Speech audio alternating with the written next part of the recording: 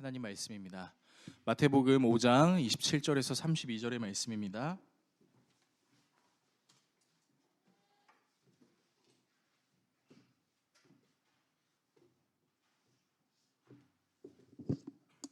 신약 성경 6페이지 내지는 7페이지에 있는 마태복음 5장 27절에서 32절의 말씀입니다. 한 절씩 교독하시고 마지막 절은 같이 읽도록 하겠습니다. 또 간음하지 말라 하였다는 것을 너희가 들었으나 나는 너희에게 이르노니 음욕을 품고 여자를 보는 자마다 마음에 이미 간음하였느니라. 만일 내 오른눈이 너로 실족하게 하거든 빼어 내버리라.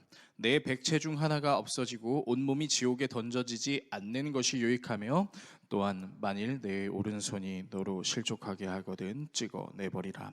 내 백체 중 하나가 없어지고 온몸이 지옥에 던져지지 않는 것이 유익하니라.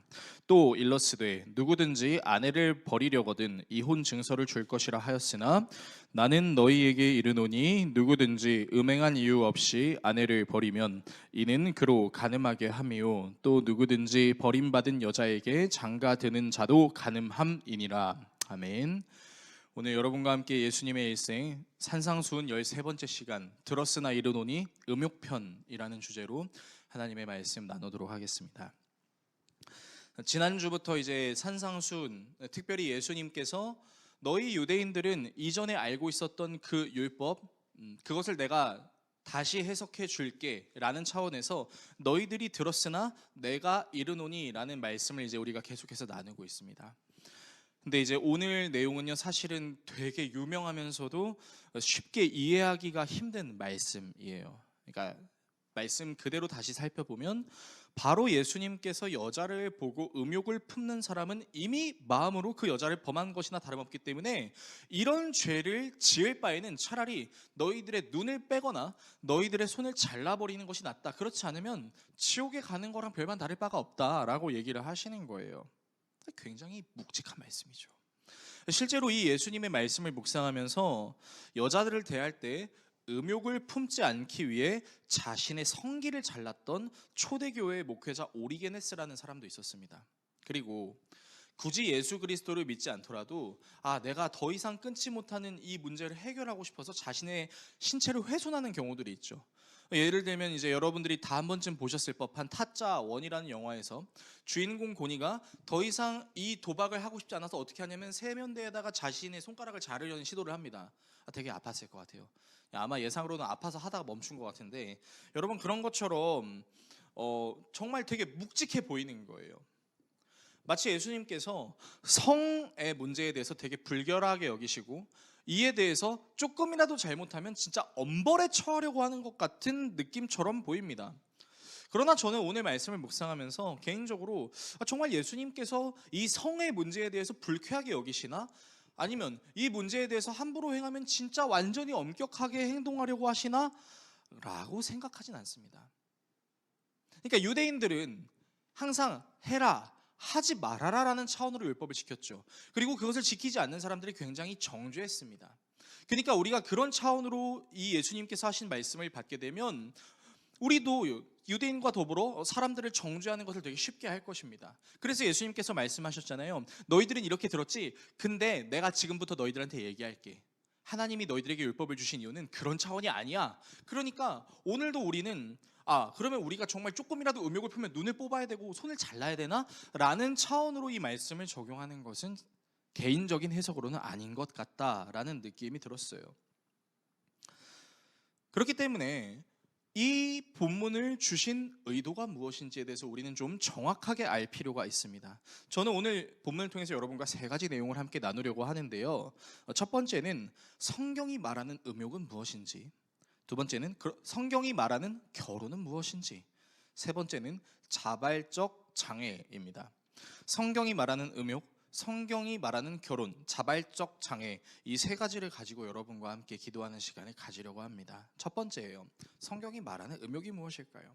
오늘 예수님께서는 유대인들이 모세의 율법에 받았던 그 10계명 중에 하나에 있는 간음하지 말라라는 내용을 말씀하시면서 이렇게 얘기하십니다. 본문 27절에서 28절의 말씀 화면을 통해서 같이 읽겠습니다. 간음하지 말아라 하고 말한 것을 너희는 들었다. 그러나 나는 너희에게 말한다.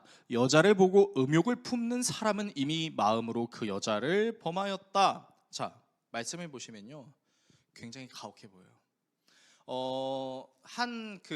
이제 인권 단체에서는 이런 말도 만들었었습니다. 무슨 말이냐면 시선 강간이라는 말이에요.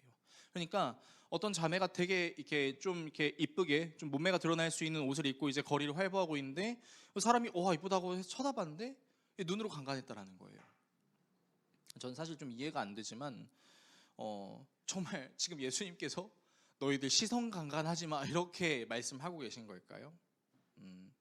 여러분, 예수님께서는요 간음하지 말아라 라고 말씀하시면서 그 이후에 무엇을 말하셨냐면 여자를 보고 음욕을 품는 사람이라고 이야기합니다.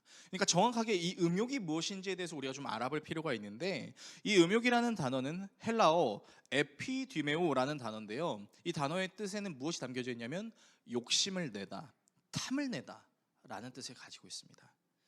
보통 우리가 탐을 낸다라는 표현을 쓸 때는 이 표현을 어떻게 적용하냐면요, 내 것이 아닌 남의 것을 가지고 싶을 때 탐낸다라고 이야기합니다. 그러니까 본문을 이렇게 해석할 수 있죠.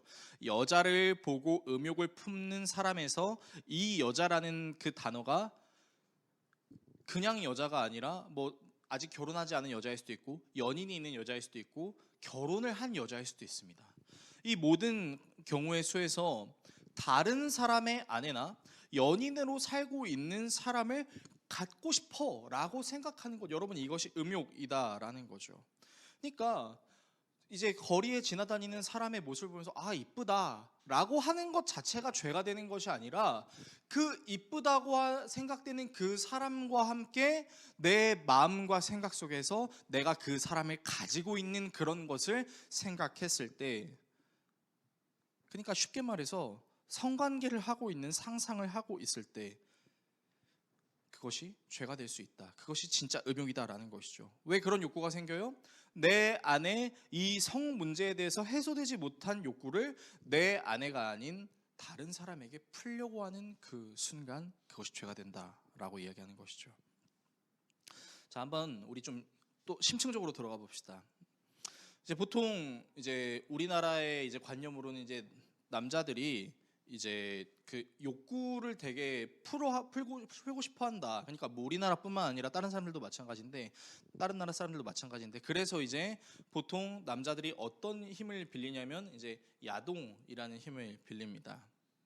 자, 근데 이 야동의 무서운 점에 대해서 제가 좀 말씀을 드리려고 해요. 자, 남자든 여자든 성적인 욕구를 풀고 싶어서 야동을 볼 때가 있습니다. 그런데 자, 이제 한번 상상을 해볼게요.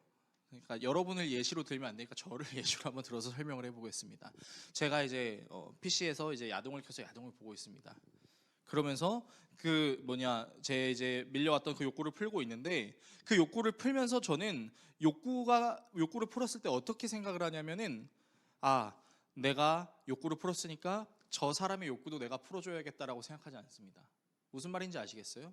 그러니까 쉽게 말하면 제가 야동을 봤을 때 야동에 등장하는 그 자매님을 위해서 나는 뭘 해줘야 될까라고 생각하지 않는다는 거예요.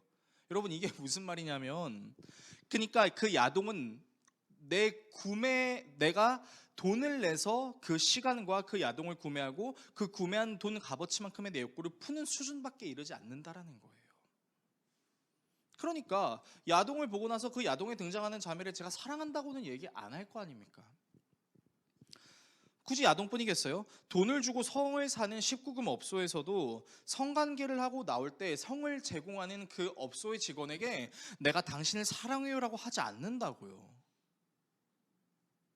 내 돈과 시간을 주고 그 대상을, 내 욕구를 풀어줄 수 있는 대상을 구매하는 것에 불과합니다. 그런데 이게 또 왜 무섭게 되냐면요, 여러분 사람이요 한번 자극을 맛보면요 똑같은 자극에서 더 이상 감흥을 느끼지 않습니다. 그러니까 여러분 야동에도요, 죄송해요 갑자기 제가 목사인데 야동 박사가 된 것처럼 여러분께 말씀을 드리고 있는데, 여러분 야동에도 장르가 있는 거 아십니까? 야동에도 장르가 있고요, 그 장르에 따른 여러 가지 도구들이 있습니다. 그래서 나중에는 이제 그게 좀 심각해지면은 이거 변태 아니야라고 생각하는 경우도 이제 등장할 수 있는데, 여러분 야동뿐이겠어요? 다른 것도 마찬가지죠. 우리는 그런 행위를 하지 않지만 그런 행위를 하는 사람들은요, 똑같은 자극으로 만족하지 않는다는 거예요. 더 강한 자극을 원하게 돼요. 더 많은 돈을 지불하고 더 많은 시간을 쏟고 더 많은 돈과 시간을 쏟으면서 거기에 대한 만족감이 오지 않으면 불평이 일어나는 거죠. 그러니까 결국 이게 무엇을 우리에게 얘기해주고 있는 거냐면요, 영원한 만족을 주지 않는다는 겁니다. 야동으로 얘기하니까 좀 자극적이세요? 여러분이 핸드폰을 갖고 있는 거를 한번 생각해 보겠습니다. 자, 핸드폰이 정말 빨리빨리 개발이 돼요. 저도 어렸을 때부터 이제 어머니 아버지가 막 탱크 같이 생긴 핸드폰을 들고 계시는 것부터 시작해서 지금은 이렇게 굉장히 스마트하면서도 접고 다닐 수 있는 이런 핸드폰을 쓸 수 있는 시대가 됐는데, 여러분 핸드폰이 계속 새로 나오면요, 우리도 어떻게 해요? 핸드폰을 바꿔요. 더 좋은 기능이 생겼대. 와, 요즘 TV 보니까 이제 뭐 AI라는 기능이 있어서 제가 야야야야라고 얘기하면은 다른 나라 언어로 야야야 이렇게 번역해서 해주는 그런 기능까지 나온다고 하더라고요. 진짜 세상이 정말 좋아지고 있어요. 그런데 그렇게 좋아지는 세상에도 우리의 만족은 여전히 채워지지 않는다는 거예요. 계속해서 바꾸고 계속해서 더 좋은 것을 추구한다라는 겁니다. 두 번째 예시를 들어드리죠. 제가 야동을 예로 들었는데 두 번째는 동거입니다. 여러분 요즘 사람들이, 특히 젊은 사람들이 결혼하기 전에 꼭 해봐야 된다라고 말하는 것 중에 하나가 뭐냐면 동거예요. 그러니까 왜 동거를 해야 되냐면, 이 사람이랑 한번 같이 살아봐서 나랑 좀 잘 맞는 것 같으면 내가 이 사람이랑 같이 결혼할래 라고 얘기를 하는 거예요. 근데 나랑 잘 맞는 것이 뭐 생활 패턴, 어떤 습관, 가치관 이런 것도 있는데 나중엔 뭐 드냐면 성적 궁합도 있습니다. 속궁합이라고 얘기하죠. 속궁합이 잘 맞아야 자손이 대대로 건강하고 잘 살 수 있지, 뭐 이런 얘기까지 하는 거예요. 그래서 결혼을 하지 않았음에도 불구하고 성관계를 아무렇지도 않게 하고, 성관계를 하면서 그것을 나의 즐거움을, 그리고 성관계를 하면서 더 사랑하는 거 아니냐라고 말도 안 되는 이야기를 짓거리고 있는 게 요즘 세상입니다. 그래서 잘 맞는다고 생각하면 가치관이, 성격이, 생활 습관이, 모든 것이 잘 맞는, 심지어 속궁합까지 잘 맞는다고 생각해서 결혼했어요. 근데 여러분 제가 재밌는 사실 하나 알려드릴까요? 결혼 전에 동거를 하고 동거한 후에 결혼을 했다가 이혼한 커플의 그 이혼율이요, 동거를 하지 않고 결혼한 커플의 이혼율보다 훨씬 높습니다. 되게 아이러니하죠. 맞는다고 생각했는데, 같이 살아도 될 것 같다라고 생각했는데 막상 결혼 생활을 하니까 헤어지게 되는 거예요. 좋은 결혼을 위해 선택했던 이 동거가 결혼을 굳히지 못하고 헤어지는 결과를 낳는 이유가 무엇일까요? 여러분 동거 속에 담겨있는 마인드를 한번 생각해 보세요. 그러니까 동거는요, 평가입니다. 내가 너와 함께 이제 내 시간과 내 물질과 내 마음을 쓸 거야. 그래서 네가 내 시간과 물질과 마음을 쓰는 것에 합하다라고 생각하면 그때 나는 너를 합격이라고 생각하고 나와 함께 같이 살 수 있는 기회를 줄게. 여러분 똑같아요. 오디션이에요, 오디션. 상대방이 마음에 들면 결혼하겠다라는 일종의 구매 욕구로 결혼을 하는 겁니다. 동거하면서도 상대방이 마음에 드는지 안 드는지를 이제 면밀하게 확인하겠죠. 그래서 여러분 되게 웃긴 사실이 뭔지 아세요? 동거하면서도 낱낱이 드러내지 않습니다. 자, 당신이 내 마음에 드는지 안 드는지 확인해보기 위해서 우리 동거하자 하면서 끝까지 감춰요. 아닌 척해요. 그러다가 결혼 도장 땅 찍으면 이제 끝났다라는 듯이 봉인을 해제합니다. 그러니까 생각해보세요. 동거하면서도 괜찮은 척 했다가 이제 진짜 결혼했다고 생각하니까 이제 그것이 풀어 헤쳐지게 되면 여러분 그게 진짜 좋아 보이겠습니까? 속았다라고 생각이 들겠죠. 여러분은 사랑하는 남편 아내에게 내가 속았어라는 말은 하지 마시기를 바라겠습니다. 여러분 우리는요 결혼을 왜 하냐면요, 속지 않으려고 결혼하는 게 아니에요. 어른이나 젊은 저나 우리 모든 사람들이 다 결혼할 때 우리는 항상 뭘 하냐면요, 맹세를 합니다. 어떻게 맹세하는지 아세요? 다 기억나실 거예요. 신랑 땡땡땡 군은 신부 땡땡땡 양을 검은 머리가 팥뿌리가 될 때까지 사랑할 것을 맹세하시겠습니까? 이렇게 해요. 그때는 좋다고 그냥 네 이래요. 그래놓고 검은 그 머리뿌리가 아직 팥뿌리가 안 됐음에도 불구하고 승질이 막 나기 시작하는 거예요. 왜 너는 그렇게밖에 못해? 왜 너는 내 말을 듣지 않아? 저도 그러거든요. 그러니까 여러분, 동거는 다른 말로요, 아까 제가 말씀드렸던 것처럼 오디션이랑 똑같아요. 너 내 기준에 부합하면 내가 그때 결혼할 거야. 여러분, 이게 구매하는 거랑 도대체 뭐가 다른 건가요? 여러분들도 구매할 때 신중하게 구매하죠. 내가 가지고 있는 돈, 내가 가지고 있는 시간으로 가장 내가 만족할 수 있는 그 물건을 고릅니다. 그리고 그걸 써요. 그러다 시간이 지나면 어떻게 해요? 그 물건을 버리죠. 그리고 또다시 새로운 물건을 또 사요. 예수님께서는 사랑하는 남편을, 아내를, 함께하는 형제, 자매를 그런 식으로 이용하지 말라는 차원에서 오늘 음욕이라는 말씀을 우리에게 주시는 겁니다. 그러니까요, 여러분, 오해하지 마세요. 성경은요, 성관계에 대해서 불결해라고 이야기하지 않아요. 오히려 이 성관계, 결혼의 문제를 내 욕구를 풀 수 있는 도구로 생각하고 구매하려고 하고 그렇게 접근하려고 하는 것이 아니라 상대방을 위해서 정말로 희생할 마음이 있었느냐 없었느냐라는 것을 다시금 생각하게 하는 거죠. 그러니까 여러분, 생각해 보세요. 구매는요, 결국에는요, 이거예요. 상대방을 이용하겠다는 겁니다. 그러니까 우리가 물건을 살 때도 그 물건을 사서 이용하는 것처럼 사람도 똑같이 이용하려고 하는 거예요. 그게 음욕, 오늘 성경이 우리에게 말하고 있는 내용이라는 것입니다. 두 번째입니다. 자, 그렇다면 성경이 말하는 결혼의 개념이 무엇일까요? 신기하게도 예수님께서는 간음의 문제를 음욕의 문제로, 그리고 음욕의 문제를 결혼의 문제로 이끌고 가십니다. 오늘 본문 31절에서 32절의 말씀을 화면을 통해서 같이 읽겠습니다. 누구든지 아내를 버리려는 사람은 그에게 이혼 증서를 써주어라 하고 말하였다. 그러나 나는 너희에게 말한다. 음행을 한 경우를 제외하고 아내를 버리는 사람은 그 여자를 간음하게 하는 것이요, 또 버림받은 여자와 결혼하는 사람은 누구든지 간음하는 것이다. 자, 갑자기 이혼 증서 얘기가 나옵니다. 자, 이 이혼 증서에 대한 얘기는 무슨 얘기냐면, 신명기라는 성경에서 모세가 하나님께서 주신 율법에 대해서 다시금 얘기하는 것을 예수님께서 끌어오시는 거예요. 신명기 24장 1절에는 이런 말씀이 있습니다.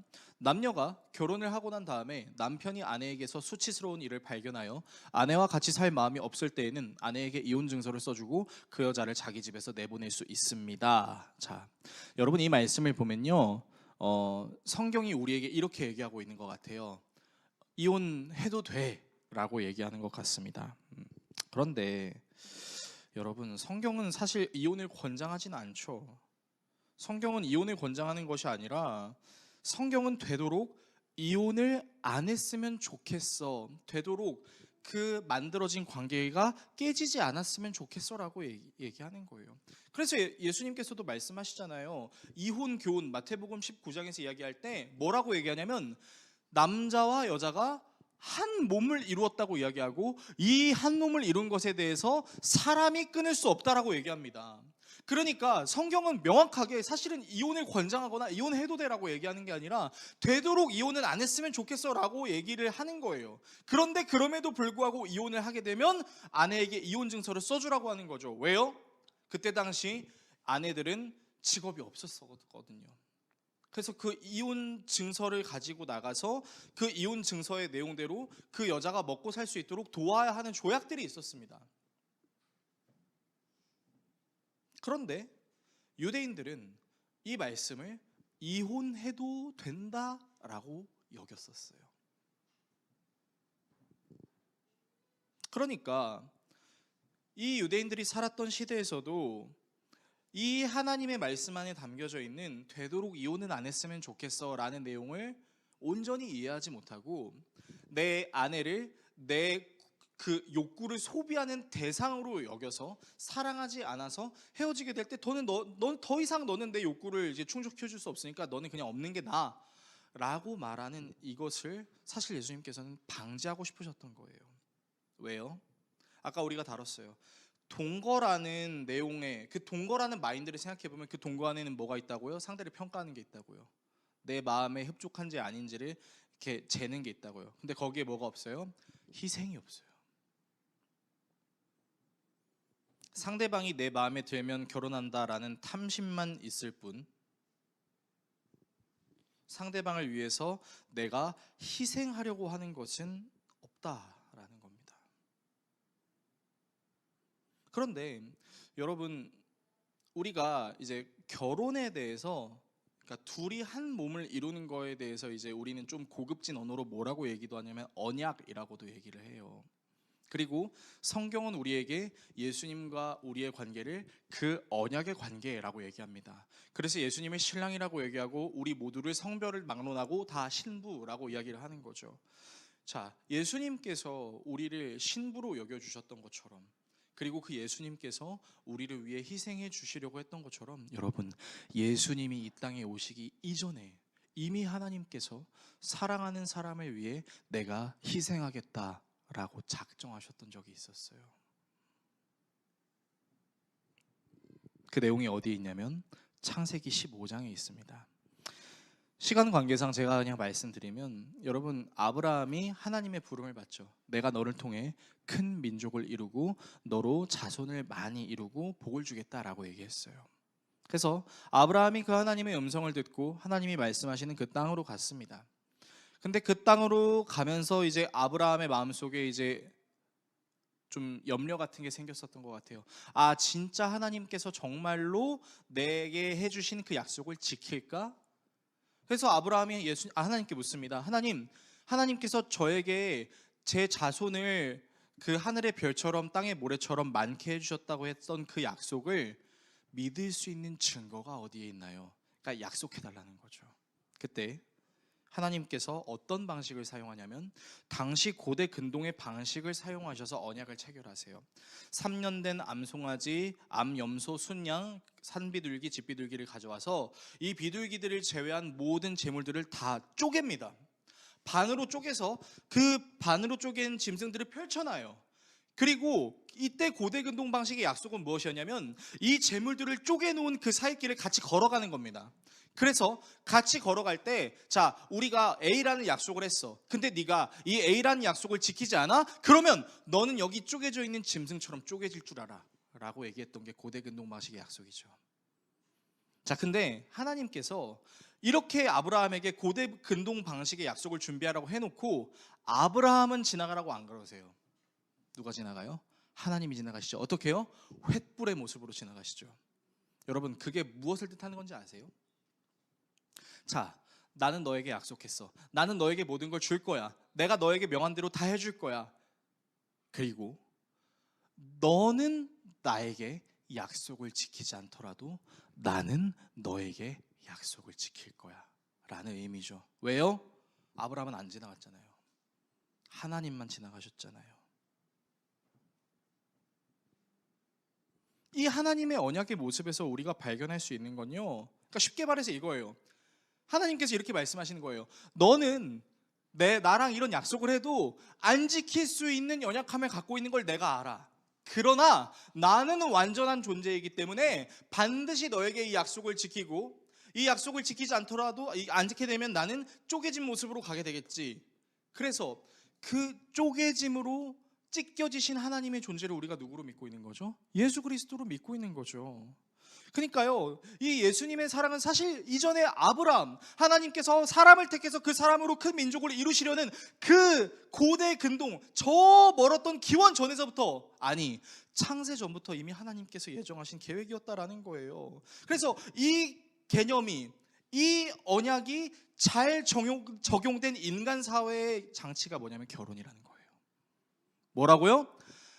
당신이 사랑하는 내 아내가 내 말을 좀 안 들어도 나는 당신에게 한 약속을 최대한 지킬게. 사랑하는 남편, 당신이 나에게 했던 그 약속을 좀 지키지 못하더라도 나는 당신을 위해서 그 약속을 지키려고 애를 쓸게 라고 말하는 게 결혼이라고요. 이 결혼의 개념을 모르니까 결혼에 대해서 음욕을 품고 결혼을 하기 전에도 성관계하는 것에 대해서 아무렇지도 않게 하는 이 세상에 대해서 우리는 사실 정말 통촉하는 심정이 있어야 된다는 겁니다. 그래서 이 결혼에 대해서 사도 바울은 에베소 교회 성도들한테 이렇게 얘기했어요. 에베소서 5장 21절에서 25절의 말씀입니다. 읽어드리면요, 그리스도를 경외함으로 피차 복종하라. 그러니까 서로에게 복종하라는 거예요. 갑과 을 관계로 있는 것이 아니라 서로를 섬기라는 거예요. 자, 근데 이제 아내와 남편의 내용이 나오죠. 아내들이요, 자기 남편에게 복종하기를 주께 하듯 하라. 자, 이렇게 보면은 열받아요. 뭐야? 그럼 나는 주인 아니야? 나 뭐 종이야? 이는 남편이 아내의 머리됨이 그리스도께서 교회의 머리된 것 같으니라. 그가 바로 몸의 구주시니라. 그러므로 교회가 그리스도에게 하듯 아내들도 범사에게 자기 남편에게 복종할지. 여기까지 읽으면 여자들 열받아요. 자, 근데 그 다음에 읽어보세요. 남편들아, 아내 사랑하기를 그리스도께서 교회를 사랑하시고 그 교회를 위하여 자신을 주심같이 하라. 여러분, 이거 뭐예요? 죽으란 얘기예요. 물론 아내도 죽어야죠. 성경은 남자와 여자의 급을 나누지 않습니다.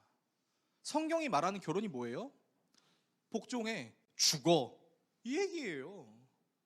그러니까 여러분, 복종에는 뭐가 담겨져 있어요?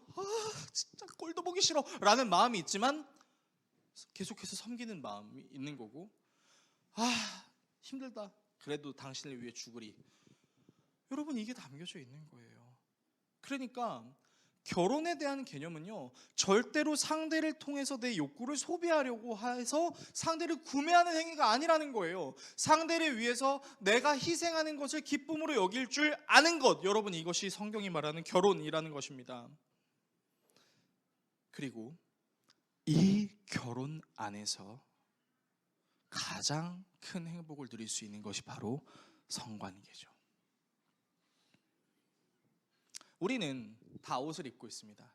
만약에 제가 여기서 모든 옷을 벗고 설교를 하면 여러분은 다시는 저희 교회에 오지 않을 겁니다. 왜요? 가리는 거예요. 사랑하지만 지켜야 되는 거예요. 그런데 결혼한 남녀는요, 서로에게 벌거벗은 몸을 보여줄 수 있어요. 가리지 않아도 되는 거예요. 그리고 그 관계를 함께 하면서 이 사람이 나를 사랑하는 것을 온몸으로 느끼는 거죠. 그래서 결혼한 남편과 아내와 남편 사이의 모든 성행위에는 변태적인 행위가 없습니다. 왜요? 다 허용되니까요. 그래서 성관계는 반드시 결혼 후에 해야 하는 것이고, 결혼이라는 언약 아래 내가 원하는 모든 섬김을 상대에게 요구하기도 하면서 상대에게 받기도 하는 거죠. 그러니까 성관계는 내 욕구를 풀 수 있는 수단으로만 존재하는 게 아니라 상대방을 있는 모습 그대로 사랑하겠다는 언약의 결정이고, 이 언약을 통해서 하나님께서 무엇을 행하세요? 남자와 여자가 한 몸을 이루어서 새 생명을 창조하게 하시는 거죠. 그래서 결혼한 부부 안에서 서로 사랑하는 행위는 최고의 섬김이 되는 거예요. 다시 말씀드립니다. 성경은 성관계에 대해서 불결하다고 말하지 않습니다. 가장 아름다운 것, 세상이 함부로 줄 수 없는 은혜, 그것을 성관계, 그리고 이 성관계는 당신이 나에게 희생하지 않더라도 내가 당신을 위해서 희생하겠습니다라고 결단하는 결혼이라는 언약 아래에 이루어져야 하고, 이 언약의 모습이 하나님께서 우리에게 예수 그리스도를 보내주신 은혜와 같다라는 것입니다. 마지막, 자발적 장애입니다. 여러분, 하나님께서는요, 하나님과 우리가 이런 관계를 맺을 수 있도록 내가 희생하지 않더라도 나를 위해 희생하시려고 횃불 언약을 하신 것처럼 하나님께서는 한 가지 결단을 내리셨어요. 그게 무엇이냐면 자발적 장애입니다. 여러분, 장애는 우리가 뭐라고 이야기하냐면요, 정상적이지 못한, 그러니까 정상적인 기능을 수행해야 되는 것을 못할 때 우리는 장애라고 이야기합니다. 자, 그럼 예수님이 당한 장애가 무엇인지를 한번 생각해 봅시다. 여러분, 예수님은 우리의 죄의 문제를 해결하시려고 여러 고초를 당하셨었어요. 그때 예수님께서 무엇을 쓰셨냐면 머리에 가시면류관이라는 것을 쓰셨습니다. 그런데 그 가시의 길이가 어느 정도였냐면 이 제 손가락의 이 손바닥의 끝에부터 이 가운데 손가락의 끝에까지예요. 자, 그 가시면류관을 머리에 쓰이고 어떻게 했어요? 그 가시면류관을 쪼였습니다. 자, 그럼 그 가시가 머리를 뚫고 들어가서 어디를 찔러요? 뇌를 찌르겠죠. 그 뇌 안에는 무엇이 담겨져 있습니까? 시신경이 담겨져 있죠. 시신경이 상처를 받으면 어떻게 되겠어요? 눈이 흐려지고 보이지 않겠죠. 예수님께서 십자가에 달리실 때 정확하게는 손바닥이 아니라 이 손목 쪽에 있는 이 부분에 못을 박히셨습니다. 왜냐하면 손바닥에 못을 박으면요, 무게를 못 이기고 찢어질 수가 있거든요. 그러니까 여기에 이제 못이 박힌 거예요. 자, 그래서 못이 박혀서 그 고통과 통증으로 손이 어떻게 됐어요? 사용하지 못하는 장애가 된 거죠. 심지어 이게 그냥 한번 고통을 당하고 끝나는 것이 아니라 죽음을 맞이하는 그때까지 눈의 시력을 점점 잃어가고 손의 효용을 점점 잃어가는 그 장애의 고통을 자발적으로 예수님은 겪으셨다라는 거죠. 누구를 위해서요? 상대방을 구매의 대상으로, 내 욕구를 해결할 수 있는 수단으로 여겼던 그 불쌍한 사람들의 모습의 죄를 예수님께서 대신 감당하시고, 그 사람들이 눈이 멀었어야 되는데, 그 사람들이 손이 잘렸어야 되는데, 그 사람들의 눈먼과 그 사람들의 손가락 잘리심을 그 사람들이 당하게 하지 않고 누가 당하셨어요? 예수님 자신이 당하셨다라는 거죠.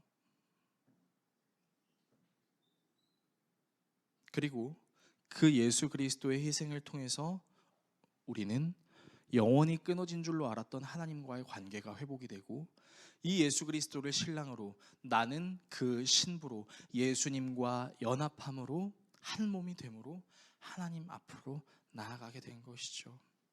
여러분, 그래서요, 이 예수 그리스도를 정말 사랑하고 이 예수 그리스도를 정말 닮고 싶은 사람들이 하는 행위가 뭔지 아세요? 제가 장애인들을 비하하려고 하는 말이 아니니까 오해하지 마시길 바랍니다. 자발적 장애를 추구합니다. 뭐죠? 좀 불편해도 참아요. 내가 손을 쓰고 싶어도 그 손을 거두어요. 내 눈이 그 눈을 보고 화가 치밀어 올라서 그 사람을 심판하고 싶어하는 그 마음을 제하게 만드시죠. 여러분, 지옥은요, 불지옥만 우리가 생각하는데, 여러분, 지옥의 진짜 개념은 뭐냐면요, 하나님이 없는 사람들, 하나님 믿지 않는 사람들이 가는 게 우린 지옥이라고 얘기하잖아요. 그러면 하나님을 믿지 않는 사람들, 다시 말해 내 결정이, 내 의가 최고라고 생각하는 사람들만 모여있는 곳이 지옥인 것입니다. 거기에 무슨 희생이 있고 무슨 섬김이 있겠어요. 그래서 정말로 놀랍게도 우리가 가늠하지 말라는 얘기를 들었으나라는 이 본문은 궁극적으로는 살인하지 말라는 본문을 너희가 들었으나라는 개념과 계속해서 일맥상통하게 돼요. 어떻게 해요? 우리가 지난번에 분노에 대한 내용을 다뤘었어요. 그 분노에서 우리가 발견했던 게 뭐예요? 결국 우리는 상대방을 없는 사람 취급한다 그랬죠. 없는 사람 취급을 해서 이제는 뭘 해요? 이용을 하고 있는 거죠. 이 모든 부분들을 하나님께서 예수 그리스도라는 인물을 통해서 죄를 깨닫게 하시고 그 문제를 해결하게 하시기 위해서 다시 알려주시는 내용이 계속해서 이어지고 있는 겁니다. 우리는 이제 이 음욕의 문제를 넘어서 다음 주에는, 그 다음 주에는 계속해서 너희들은 들었으나 내가 말하노니라는 묵상을 계속해서 하게 될 거예요. 그리고 그 묵상을 하면서 우리는 무엇을 알게 돼요? 이 모든 문제를 해결하시기 위해서 결국은 자신이 직접 사람들이 당해야 되는 그 모든 문제를 다 당하셨던 그 예수 그리스도의 모습을 우리가 발견하게 된다라는 거죠. 물론 이 자발적 장애의 모습은 사실 굉장히 힘들고 어렵습니다.